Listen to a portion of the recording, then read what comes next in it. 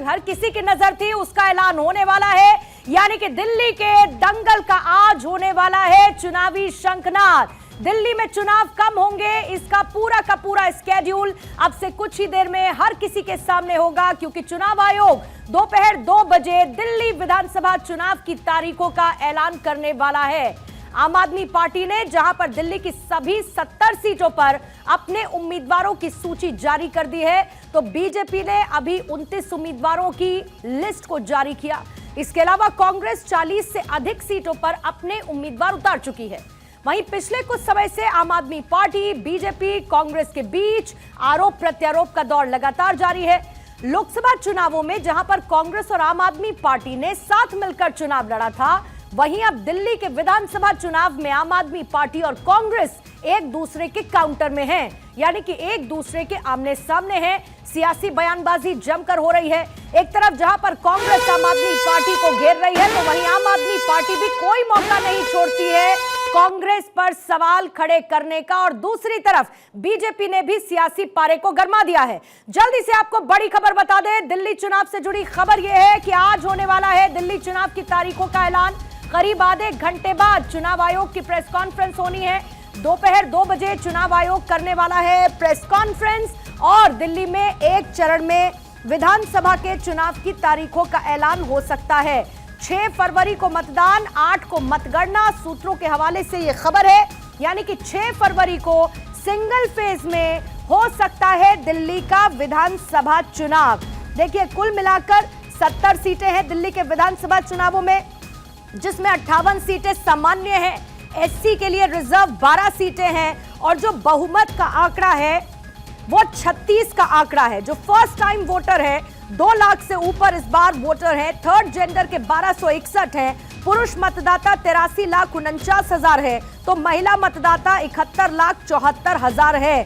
कुल मिलाकर 1.55 करोड़, यानी कि 1,55,00,000 दिल्ली के वोटर्स इस बार हैं। लेकिन अभी खबर यह है कि संभावित 6 फरवरी को हो सकता है सिंगल फेस में दिल्ली में चुनावी तारीखों का ऐलान, और 8 फरवरी को नतीजे संभावित हैं। वजह क्या है? जैसे ही ऐलान होगा चुनाव की तारीखों का, दिल्ली में आचार संहिता लागू हो जाएगी इसी के साथ, यानी किसी भी तरीके की योजना का ऐलान उसके बाद नहीं किया जा सकेगा। और आचार संहिता लागू होने के साथ एक तरफ जहां पर कैंपेनिंग को धार दी जाएगी, तमाम पार्टीज वैसे ही रैलियां कर रही है, एक दूसरे पर आरोप प्रत्यारोप का दौर जारी है, क्योंकि जो अभी की विधानसभा है और उसका मौजूदा कार्यकाल है वो 23 फरवरी को खत्म हो जाएगा। और इसके अलावा क्योंकि जो मुख्य चुनाव आयुक्त है राजीव कुमार, जो अब से थोड़ी देर बाद ऐलान करेंगे 18 फरवरी को, वो भी रिटायर हो रहे हैं। ऐसे में अब से थोड़ी देर बाद 2 बजे नजर रहेगी चुनाव आयोग पर तारीखों के ऐलान को लेकर। अब से थोड़ी ही देर बाद अक्षय मेरे सहयोगी और ज्यादा जानकारी के लिए इस वक्त जुड़ चुके हैं बैटल फॉर द कैपिटल, जिसकी तारीखों का ऐलान होने वाला है। अक्षय, आपके पास सातवें संभावित तारीख 6 बताई जा रही है और 8 को होने वाली है काउंटिंग। 2 बजे प्रेस कॉन्फ्रेंस करेगा चुनाव आयोग, और हर किसी को इंतजार है इन्हीं चुनावी तारीखों का, क्योंकि असली जो सियासी जो एक एग्जाम होता है उसको पास करने की कोशिश पहले से की जा रही है, लेकिन रिजल्ट क्या रहेगा वो संभावित तारीख 8 है जब पता चलेगा। अक्षय।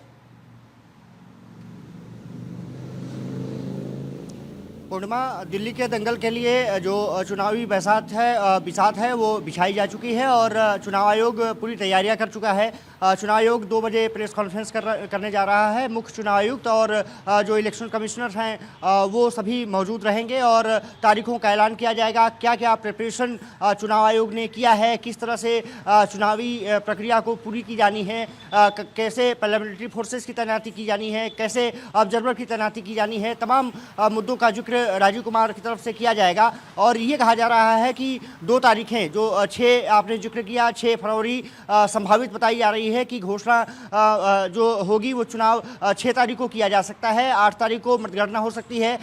सूत्र ये भी बता रहे हैं कि अगर 6 तारीख नहीं हुआ तो फिर 12 तारीख के आसपास का समय हो सकता है जब चुनाव संपन्न हो, और 15 के आसपास मतगणना हो सकती है, क्योंकि 18 फरवरी को मुख्य चुनाव आयुक्त राजीव कुमार रिटायर हो रहे हैं। उससे पहले चुनावी चुनावी प्रक्रिया पूरी कर ली जाएगी। चुनावी बिसात बिछ चुकी है, पार्टियां अपनी जो कमर कस करके खड़ी हो चुकी है। आम आदमी पार्टी की अपनी तैयारी है, बीजेपी ने 29 सीटों का ऐलान कर दिया है और सबसे बड़ी बात यह है कि कांग्रेस जो सत्ता से बाहर आम आदमी पार्टी द्वारा की गई थी, उन्होंने भी 48 उम्मीदवारों की घोषणा कर दी है। अब चुनावी जो बिसात बिछेगी, कौन पार्टी किस तरह से आक्रामक होगी, आपने देखा होगा कि बयानों का दौर शुरू हो चुका है। रमेश बिधूड़ी ने जिस तरह से बयान दिया, ये माना जा रहा है कि आने वाले समय में ऐसे बयान बहुत दिल्ली में देखने को मिलेंगे। और क्योंकि आम आदमी पार्टी सत्ता में है, उसके सामने ये चुनौती होगी कि वो कैसे अपनी सरकार को बचाए, फिर से सरकार बनाए। बीजेपी चाहती है कि 1998 से चला आ रहा सूखा खत्म किया जा सके। कांग्रेस चाहती है कि बार फिर से दिल्ली में पुनर्जीवित अपने आप को किया जा सके।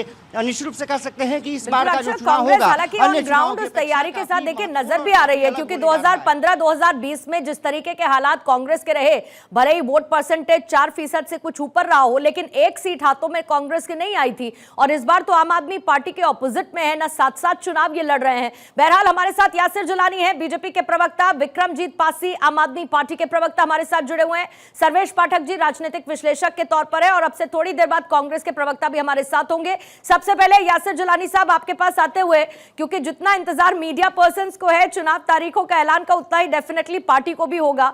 और अभी तो प्रधानमंत्री जी ने कई सरकारी कामों का ऐलान भी कर दिया था, तो इंतजार था कि बस कभी भी ऐलान मुमकिन है।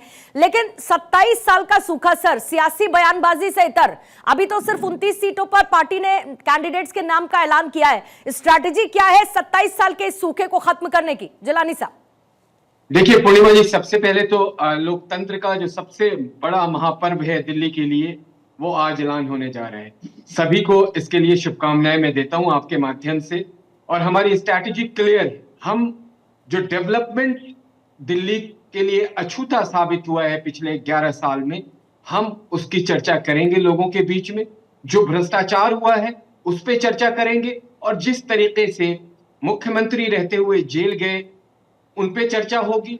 और जो कमिटमेंट इन्होंने शुचिता और नैतिकता के आधार पे लिया था और कहा था, वायदा किया था और उसको पूरा नहीं किया है, हम 70 की 70 विधानसभा में लोगों के बीच लगातार जा रहे हैं और इस पे चर्चा कर रहे हैं। और यकीन माने कि जो 70 विधानसभा में लोगों का उत्साह देखने को मिल रहा है, वो इस बार बदलाव के मूड में है। वो सबसे बड़ी बात, एक चीज और सामने आ रही है, लोग ये जानना चाहते हैं कि आखिर आम आदमी पार्टी का सीएम होगा कौन, क्योंकि अरविंद केजरीवाल के साथ इतनी शर्तें लागू हैं, वो सीएम बन नहीं सकते कोर्ट के माध्यम से। ये काम चलाओ मुख्यमंत्री अभी हैं, चेहरा इनका कौन है, ये लोग जानना चाहते हैं। लोगों में ये बड़ी उत्साह है। ये मैं आपको 24 से 25 घंटे जिलानी साहब दो बातें आपने कहा। विकास की हम बात करेंगे, लेकिन विकास के साथ साथ गाल और बाप की बात भी करना नहीं भूल रहे आप लोग। दूसरी तरफ आपने ये कहा कि इनका चेहरा कौन है। भाई, इनका चेहरा अरविंद केजरीवाल ना हो के फिर और भी बहुत सारे हो सकते हैं, लेकिन ये तो कहते हैं कि बीजेपी के पास तो अपना एक भी चेहरा नहीं है। नहीं, भारतीय जनता पार्टी का तो देखिए जो मूल मंत्र है और जो चेहरा है वो कमल का निशान है। और इसी आधार पे हम आज, भारत ही नहीं दुनिया का सबसे बड़ा संगठन है, भारत में सबसे ज्यादा राज्य में हमारी सरकार है, और हमारे प्रधानमंत्री जी, उनका तो इतिहास है। पिछले आप 10 साल के कार्यकाल को उठा के देखेंगे, जो भी हमने मैनिफेस्टो में अपने जनमानस के लिए कमिटमेंट किया है, उसको अपना कर्तव्य मान के जमीन पे क्रियान्वित किया। इनके मैनिफेस्टो से एक बात भी पूछ लीजिए, इन्होंने हॉस्पिटल के लिए कहा था, इन्होंने स्कूल कॉलेज के लिए कहा था, इन्होंने अच्छी एजुकेशन, पाठशाला की बात करी थी, लेकिन पाठशाला कब मधुशाला में बदली और मधुशाला से कब इनके उप मुख्यमंत्री जेल गए, ये दिल्ली की जनता ने देखा है। दिल्ली की जनता ने ये देखा है कि दिल्ली में कोई तालाब नहीं है, यमुना मैया एक लेवल से अपने स्टाइल से यहां से निकल जाती हैं, कोई नदी नहीं है, लेकिन बरसात में 50 मौतें हो जाती हैं। इससे बड़ी विडंबना दिल्ली के लोगों के लिए और क्या हो सकती है पूर्णिमा जी। ये बहुत इस बार का जो चुनाव है, ये लोग सारी चीजों को, सारे पहलू पे चर्चा करके, उनको देख के तब इनके लिए बदलाव का रास्ता उन्होंने चुन लिया है, जो अभी तक के रुझान दिख रहे हैं। अभी आज तो चुनाव और आपने नारा भी दे दिया है कि भाई आपदा हटानी है और बीजेपी की सरकार लानी है। आपदा तो आपदा हट रही है। विक्रमजीत पासी साहब, आपदा का ये जो नैरेटिव विधानसभा के चुनावों में एक बार बुन दिया गया है, ये निश्चित तौर पर अब लगातार चलता हुआ नजर आएगा। जनता के बीच ये आपदा नहीं है असल मायनों में, ये कैसे आम आदमी पार्टी बता रही है? सर, पिछले रिकॉर्ड्स, ट्रैक रिकॉर्ड्स आपके बहुत शानदार रहे हैं दिल्ली के चुनावों में, इसमें कोई दो राय नहीं है, लेकिन क्या आपको लगता है कि भ्रष्टाचार हुआ, या यमुना की सफाई, या फिर दिल्ली में दम घोटू हवा, या फिर खराब सड़कें, बारिश होने के साथ भरते गड्ढे, लोगों की बढ़ती समस्याएं, आम आदमी पार्टी को इन सवालों का जवाब और इन अधूरे वायदों की बात भी जनता के बीच करनी होगी? पूर्णिमा जी, आपको भी, मेरे रिस्पेक्टेड को पैनलिस्ट को और दर्शकों को नमस्कार करते हुए मैं नमस्कार। बात कहना चाहता हूँ कि मेरे आदरणीय जिलानी जी मुंगेरी लाल के हसीन सपने देख रहे। हमने तो 70 की 70 सीटों पर कैंडिडेट अनाउंस कर दिए, जो ये दिखा रहा है कि दिल्ली की जनता में भी आम आदमी पार्टी के हक में पूरी वेव है, आम आदमी पार्टी के साथ है और हमारे वर्करों में भी पूरा उत्साह है। आज तक बीजेपी सिर्फ 29 नाम अनाउंस कर चुकी है और उनमें से भी ज्यादातर वो नाम हैं जो पहले हार भी चुके हैं और जिनको बोलने की भी पता नहीं कि क्या अल्फाज यूज करते हैं, जिनका ना अपने दिमाग पे कंट्रोल है ना जिनका अपने शब्दों पे कंट्रोल है। मैं इनके बीजेपी के लिए बहुत आदरणीय है, बीजेपी के लिए रमेश जी की बात कर रहा हूं, जिन्होंने ना सिर्फ पार्लियामेंट में अनपार्लियामेंट्री लैंग्वेज बल्कि हमारी देश की बहनों को अजीब तरह के जो उन्होंने कमेंट्स किए, चाहे वो प्रियंका गांधी जी हो, चाहे आतिशी जी हो, अभद्र भाषा का उपयोग किया। आज तक बीजेपी उसके खिलाफ तो कुछ कर नहीं पाई। तो असल मायनों में अगर देश के लिए कोई आपदा है तो ये बंगारू लक्ष्मण जी की पार्टी सबसे बड़ी आपदा देश के लिए हुई, जिसको बीजेपी को आम लोग कहते हैं बहुत झूठी पार्टी। पहले तो मैं ये बता दूं, आज तक इनके पास 70 सीटों पर कैंडिडेट नहीं निकले। दूसरी बात, दिल्ली के लोगों को ये भी पता है कि अगर भारतीय जनता पार्टी, वैसे तो इन्होंने नहीं, तो ये बताइए पासी साहब ये बताइए कि अगर इनके पास कैंडिडेट हैं, कौन है, तो ये थोड़ी आम आदमी पार्टी के दफ्तर में आके पहले पर्ची देकर जाएंगे, ये तो ऐलान करेंगे ना उसका, ये आम आदमी पार्टी को थोड़ी बताएंगे। लेकिन सर सुनिए, लास्ट मिनट तक ये होता रहा कि आप और कांग्रेस साथ चुनाव लड़ेंगे कि नहीं लड़ेंगे। अंत में आते आते पता नहीं कहां पर बात बनते बनते बिगड़ गई, कहां पर डिरेल हो गई, कुछ नहीं समझ में आया और आपकी गाड़ी प्लेटफॉर्म से आगे निकल गई। सर, कहने का मतलब यह है कि लिस्ट जारी करना नहीं करना वो सब एक अलग बात है, लेकिन मैं कहती हूं कि जनता जब जा रही है, जब जा रही है अपना वोट कास्ट करने के लिए ईवीएम में, आप तो सर ईवीएम को भी मुद्दा बनाते हैं। अभी कह दिया कल अरविंद केजरीवाल ने कि आतिशी की गिरफ्तारी हो जाएगी, मनीष सिसोदिया के घर पर रेड पड़ेगी। मैं कह रही हूं इन सब नैरेटिव से इतर काम पर बात जनता के बीच तो करनी होगी ना। मैं उसी पे आ रहा था पूर्णिमा जी, मैं इसी पे आ रहा था।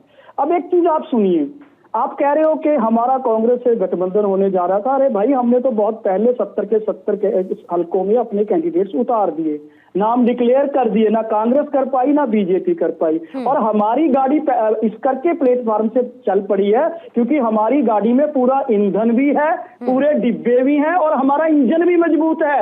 भारतीय जनता पार्टी के पास कोई इंजन ही नहीं है, इनका तो कोई दूल्हा ही नहीं है। अरे जिलानी जी, इंटरप्ट मत कीजिए, मैंने बिल्कुल कुछ नहीं इंटरप्शन की। इनके पास कोई कैंडिडेट ही नहीं है, चेहरा ही नहीं है, ना कांग्रेस के पास है। अब दूसरी बात, आप कहते हो काम की, तो भारतीय जनता पार्टी को मैं बता दूं कि दिल्ली के लोग जानते हैं कि भारतीय जनता की वो पार्टी है, जनता पार्टी, जो लोगों को दी जा रही सुविधाओं को खत्म करने का काम करना चाहती है। हमने तो यूनिवर्सिटीज बना दी, कॉलेजेस बना दिए, कीजिए, फिर मुझे भी करना पड़ेगा बाद में। मैं ये सच बता रहा हूँ, 3 यूनिवर्सिटीज बना दी, 12 कॉलेज बना दिए, 70 सालों में 24,000 क्लासरूम बने थे। आम आदमी पार्टी की सरकार ने 2015 से अब तक 22,711 बना चुके हैं। Computer, wifi, every facility. ठीक है जिलानी साहब, काउंटर रखने से पहले जल्दी से एक बड़ी खबर बता दूं कि आम आदमी पार्टी के खिलाफ बीजेपी का ये नया पोस्टर है, चुनाव अधिकारियों को धमकाने का आरोप लगा दिया है। अब लिखा है कि आपदा को नहीं सहेंगे, बदल के रहेंगे। और देखिए गुंडे, तस्वीर किस किस की नजर आ रही है, जरा एक बार देख लीजिए, जरा ध्यान से इस तस्वीर को देख लीजिए। गुंडे नाम देते हुए ये पोस्टर जारी किया गया है। ये कहा गया है कि चुनाव अधिकारियों को डरा रहे हैं, चुनाव अधिकारियों को डराया जा रहा है। आम आदमी पार्टी के लिए लिखा है कि आपदा को नहीं सहेंगे, बदल के रहेंगे। आम आदमी पार्टी के खिलाफ बीजेपी का ये नया पोस्टर है जिसमें गुंडे टाइटल देते हुए चेहरे जिनको सामने रखा गया है। अब बीजेपी जाहिर है कि एक तरफ पोस्टर वॉर की तरफ चल रही है, दूसरी तरफ आम आदमी पार्टी भी लगातार पोस्टर जारी कर रही है। इसी बीच में गौतम सेठ जुड़ चुके हैं और साथ ही मेरे साथ सर्वेश जी भी मौजूद हैं। लेकिन जल्दी से 20 सेकंड जिलानी साहब आपको देते हुए, अब गुंडे तक आ गई बात, इस तरीके के पोस्टर रिलीज करेगी बीजेपी? देखिए, पिछले 3 दिनों में जिस तरीके से आम आदमी पार्टी के सांसद इलेक्शन ऑफिस में जाके और वोट को लेके धमका के उन्हें कटवाने की कोशिश कर रहे थे, तो आप एक बात बताइए, उनको क्या संज्ञान दिया जाए? वो गुंडे हैं अगर वो धमकी दे रहे हैं, 2-2 सांसद अपने पावर का इस्तेमाल करके और उन लोगों पे वोट कटा रहे हैं, उन लोगों पे वोट को अच्छा दोहरी नीति अपनाते हैं। ये उनके वोट कटा रहे हैं जो भारतीय जनता पार्टी के कार्यकर्ता हैं और रोहिंग्याओं को बसाने की कोशिश कर रहे हैं। उनका आधार बनाया जा रहा है, उनको वोट बनाया जा रहा है। तो ये डबल स्टैंडर्ड की अगर बात करें, तो एलजी साहब कार्रवाई तो कर रहे हैं ना, अब एलजी साहब कार्रवाई तो कर रहे हैं ना, जो अवैध घुसपैठिए हैं, तो हम जनता के बीच में ठीक है, बिल्कुल पॉइंट है सर जिलानी साहब। लेकिन साथ ही फिर तो ये भी आरोप लगाते हैं ना कि आपने नंबर ऑफ वोटर्स की संख्या के साथ छेड़छाड़ की इलेक्शन कमीशन के साथ मिलकर, फिर तो वो ये भी कहते हैं। बहरहाल गौतम सेठ जी, एक जल्दी से प्रतिक्रिया आपसे लूंगी, फिर सर्वेश जी, क्योंकि समय बहुत कम है। 2 बजे इलेक्शन कमीशन की तरफ से प्रेस कॉन्फ्रेंस की जानी है, ऐलान किया जाएगा चुनाव की तारीखों का दिल्ली चुनाव को लेकर। गौतम सेठ साहब, तारीखों का ऐलान और उसका बेसब्री से कितना इंतजार कांग्रेस पार्टी को? बची हुई सीटों पर कैंडिडेट्स कब तक आप लोग जारी करने वाले हैं, कब तक वो नाम सामने आ जाएंगे? और दूसरा, जो शून्य पर अटके हुए हैं आप लोग सर, 2015 2020, कैसे उससे आगे बढ़ेंगे? स्ट्रैटेजी क्या है? देखिए, इस बार पूरी दिल्ली इस बात को याद कर रही है, पूरी दिल्ली इस बात को कह रही है कि श्रीमती शीला दीक्षित का काम देखो और केजरीवाल का मकान देखो। इन 2 कंपैरिजन्स ने दिल्ली ने ये बात फील कर ली, दिल्ली ने ये बात तय कर ली कि दिल्ली में जो काम हुआ वो केवल स्वर्गीय शीला दीक्षित जी के समय हुआ। जिस दिल्ली में आज हम लोग देखते हैं, जिसका इंफ्रास्ट्रक्चर चरमरा रहा है, मेट्रो के अंदर डेवलपमेंट नहीं हुई है, एयर पोल्यूशन का बुरा हाल है, वाटर लॉगिंग से दिल्ली त्रस्त है, ऐसी दिल्ली शीला जी के समय नहीं थी। शीला जी के समय we were the greenest capital in the country, we were the greenest capital in fact in the world. हम लोगों को ये टाइटल 2012 में मिला। हम लोगों के इंफ्रास्ट्रक्चर की तारीफ पूरे विश्व में की जाती थी, केवल हिंदुस्तान में नहीं की जाती थी। तो आज दिल्ली शीला दीक्षित जी के काम को याद करते हुए कांग्रेस की तरफ देख रही है और मुख्य तौर पर इस बार जो मुकाबला है वो भाजपा और कांग्रेस के बीच में है। ये जो फर्जीवाल और फरेबी हैं, जिन्होंने झूठ के दम पर अपनी राजनीति पिछले 10 साल से चलाई, जिन्होंने झूठ बेच कर, फर्जी आरोप लगाकर, फर्जी वादे कर लोगों को ख्वाब दिखाकर, अपने बच्चों की झूठी कस्में खाकर, झूठे एफिडेविट्स देकर एक ऐसी राजनीति का निर्माण करा जो दिखने में बड़ी भव्य थी लेकिन अंदर से बिल्कुल झूठ के पुलिंदों का इकट्ठ निकली। तो उसके खिलाफ दिल्ली के लोग बिल्कुल डटकर खड़े हैं और इस बार मुकाबला जो है वो भाजपा और कांग्रेस के बीच में है। आम आदमी पार्टी मानेगी नहीं कि 2020 में 62 सीटें पाने वालों को आप पूरी तरीके से आउट ऑफ कंपटीशन ही कर देंगे। सर्वेश पाठक जी, आपके पास आते हुए क्विक रिएक्शन लूंगी सर, फिर ब्रेक के लिए जाना है क्योंकि फिर उसके बाद सीमलेस जाना होगा, चुनाव आयोग तारीखों का ऐलान करेगा। पूर्णिमा जी, जवाब ले लीजिएगा सर, 10 सेकंड दे पाऊंगी सर, 10 सेकंड, फिर सर्वेश जी से 10 सेकंड दे दीजिए, 10 सेकंड दे दीजिए। पहली बात तो मैं ये कहता हूं तो कांग्रेस के मेरे प्रवक्ता के, भैया कुछ भी पाल लियो, गलत फहमी मत पालो। आप 15 में भी शून्य थे, 20 में भी शून्य हो, इस बार भी शून्य रहोगे। तो दूसरा मैं कहता हूं, पुलिस बीजेपी के पास, रमेश बिधूड़ी जी जैसे महान गुंडे बीजेपी के पास, ईडी सीबीआई बीजेपी के पास, और ये देखो कैसी मानसिकता। सर्वेश पाठक जी, कितना दिलचस्प होने वाला है दिल्ली चुनाव? एक फेज में उम्मीद है कि 70 की 70 सीटों पर इलेक्शन कंडक्ट होंगे, लेकिन क्या सियासत की धुरी के सेंटर में आपको नजर आ रहा है दिल्ली चुनावों को लेकर? सर देखिए पूर्णिमा जी, आपको नमस्कार। सबसे पहली बात कि दिल्ली की चुनाव में एक ट्रायंगल दिखने को आ रहा है। कांग्रेस कहीं ना कहीं कुछ सीटों पे फाइट देगी, इसमें कोई दो राय नहीं है, क्योंकि संदीप दीक्षित जिस तरीके से अग्रेसिव हो गए हैं। दूसरी बात, बार बार रमेश बिधूड़ी की बातों का